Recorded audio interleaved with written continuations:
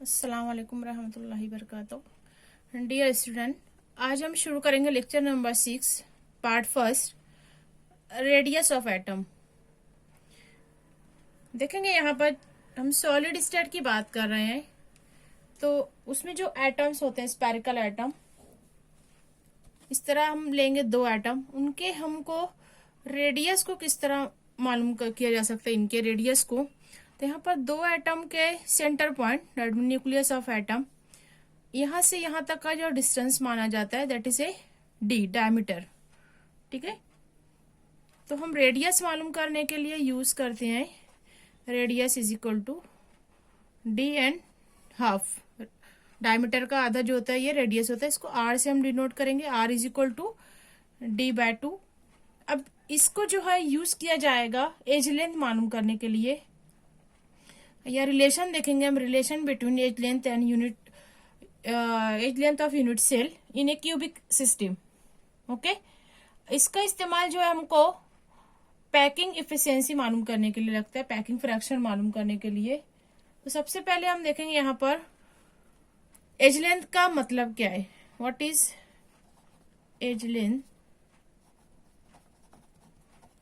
Of unit cell. Generally हम cubic unit cell लेते हैं, तो जैसा कि आप इससे पहले देख चुके हो, मैं यहाँ क्यूब ड्रॉ करके बताती हूँ कि इसमें जो होते हैं a is equal to B is equal to C.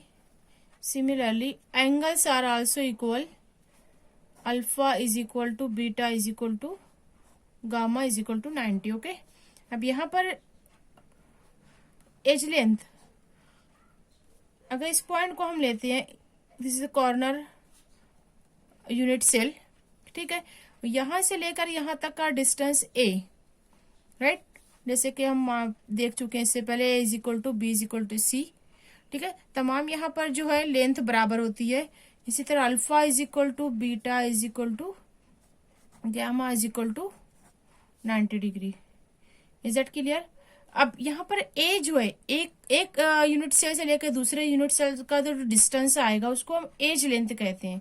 This A is equal to edge length of unit cell और cubic unit cell, edge length of cubic unit cell. Is that clear? Now we had to find out what the relation between radius and edge length. R and A के बीच relation क्या है ये हमको मालूम करना है, तो हम इसको कैलकुलेट करेंगे।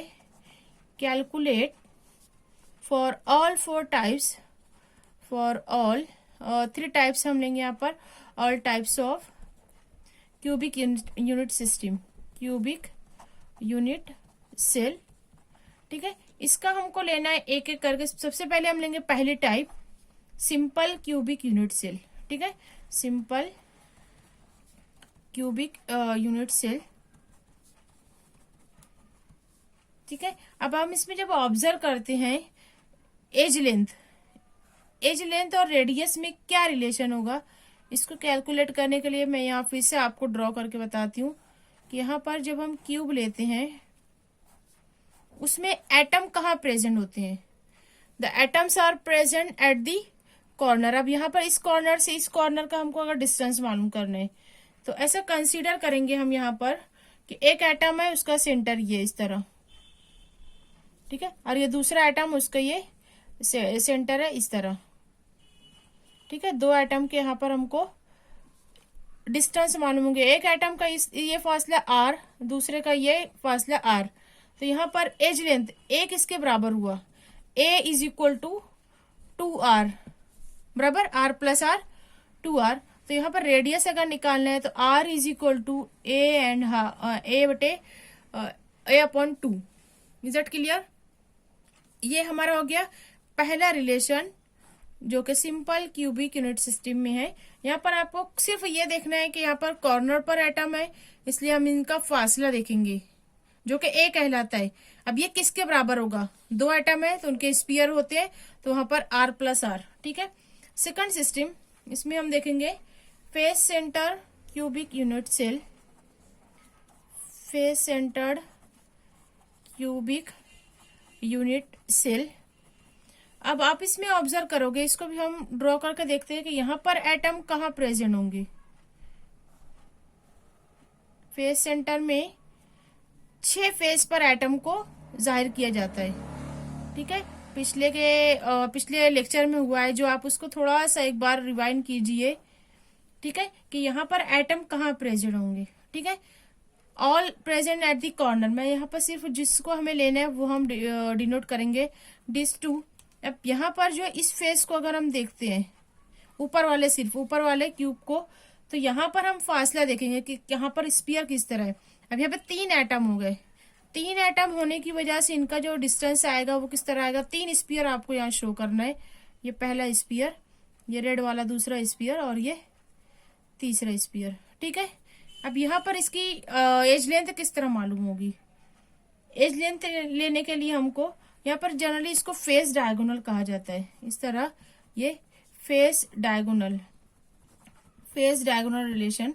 तो यहाँ पर ये पहला आर हुआ पहले स्पीयर का, ये यहाँ पर सेंटर वाले स्पीयर का आर, ये तीसरा आर। समझ में आ रहा है इस तरह जब आप लेते हो, ये पहला स्पीयर, ये दूसरा स्पीयर और ये तीसरा स्पीयर, इनके आपस में जो डिस्टेंस होंगे। ठीक है, तो ये पहला आर हो गया, दूसरा आर, तीसरा आर और ये चौथा आर।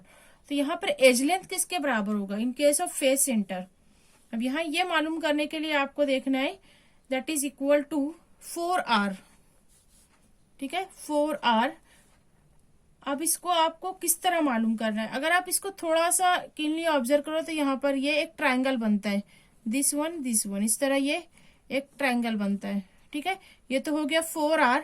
अब ये क्या है, this is the one length of the cube, that is a, that is also a, this one and this one. Is that clear.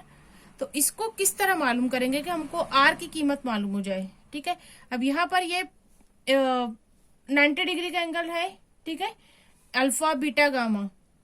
ठीक है, अगर हम एक सामने दे तो alpha angle that is 90 degree.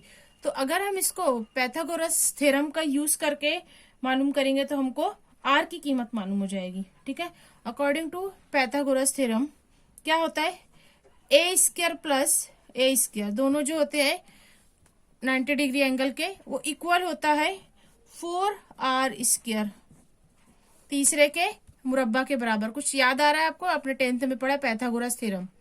ठीक है, तो अब यहाँ पर 2a square is equal to that square is 16r square. Okay, a square is equal to that is 8r square. a is equal to square of, आप इसको 8 को जब स्क्वायर करते हो तो इसको आप 2√2 लिख सकते हो, 2√2। Is that clear. 2√2 किस तरह आएगा, ये 8, जब आप इसको स्क्वायर 8 लिखते हो। ठीक है, मैं इसको इस तरह लिख सकती हूँ 4 × 2, राइट। अब ये बाहर अगर निकलता है 4 तो क्या हो जाएगा, ये 2√2। Is that clear. तो यहाँ पर 8 को हम लिखेंगे 2√2। r जो है स्क्वायर रूट में है, तो इसको आपको लिखना है दैट इज, अब हमको a की कीमत मालूम हो गई, a is equal to 2√2√2r। अब इससे हमको निकाल लेना है r की कीमत। What is r, r is equal to, ठीक है, a को यहीं पर रखना है, दैट इज 2√2। ठीक है, यहाँ पर हमको फेस सेंटर की r की वैल्यू मिल गई a/2√2। Is that clear. ठीक है, आगे हम देखेंगे तीसरी टाइप कौन सी है, body centre cubic unit cell.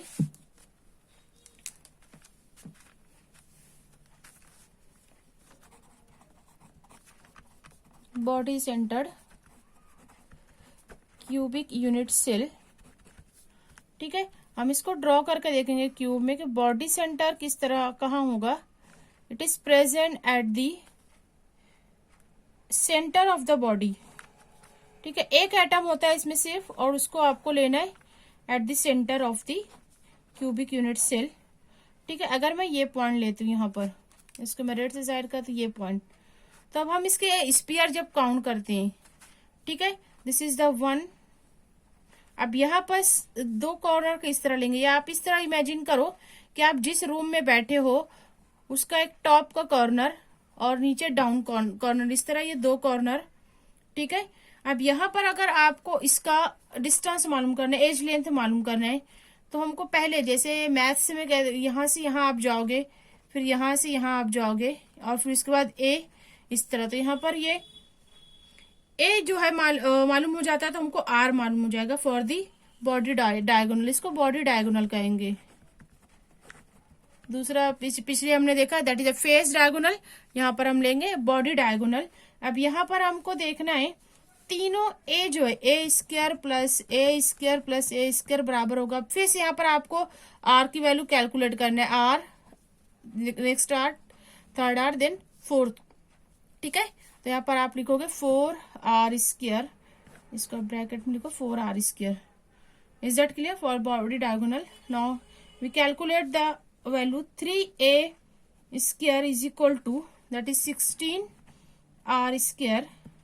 Therefore a is equal to, और a square is equal to 16/3 r square। Is that clear? अभी आपको इसको रूट में अगर आप लेते हो, a is equal to that is 4 root 16 that is 4, okay r। अब ये स्क्वायर और रूट कट जाएगा, यहाँ पर रूट 3। ठीक है, इसको आप इस तरह लिख सकते हो। r की वैल्यू हमें लेना है, r is equal to a root 3/4। इस तरह हमें बॉडी सेंटर की रेडियस मालूम हो जाता है, ए रूट 3/4। इस तरह अगर हम समरी निकालते हैं तो हमें तीनों की जो है आपको मिल जाएगा क्यूबिक यूनिट सेल का रेडियस। ठीक है, सिंपल क्यूबिक यूनिट सेल, उसमें रेडियस आता है R is equal to a/2। इसी तरह फेस सेंटर में आर आता है, R is equal to root 2/4a। Body centre R is equal to, जो कि हमने ऊपर निकाला, R is equal to root 3/4a। ठीक है, ये रिलेशन को हम आगे यूज करेंगे जब हम पैकिंग इफिशियंसी मालूम करेंगे। वहां पर हमको जरूरत होती है रेडियस की, रेडियस और वॉल्यूम मालूम करते हैं उससे, इसकी मदद से हम पैकिंग इफिशियंसी, पैकिंग फ्रैक्शन मालूम करेंगे। इतना आपको समझ में आ गया, बाकी हम आगे के पीरियड में देखते हैं।